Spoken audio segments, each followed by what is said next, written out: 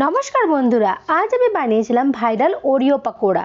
তোমরা কে কে এই পাকোড়া বানিয়েছো আর খেয়েছো আমাকে কিন্তু কমেন্ট করে জানিও। তো অনেকদিন ধরে ইচ্ছে ছিল এই ভাইরাল ওরিও পাকোড়া ট্রাই করার। আমি আজ এই পাকোড়াটা এই জন্য সাহস করে বানিয়েছি যে আজ আমার বরকে খাওয়াবো। যদি আমি খেতে না পারি এই পাকোড়াটা, তাহলে আমি ওকে খাওয়াবো।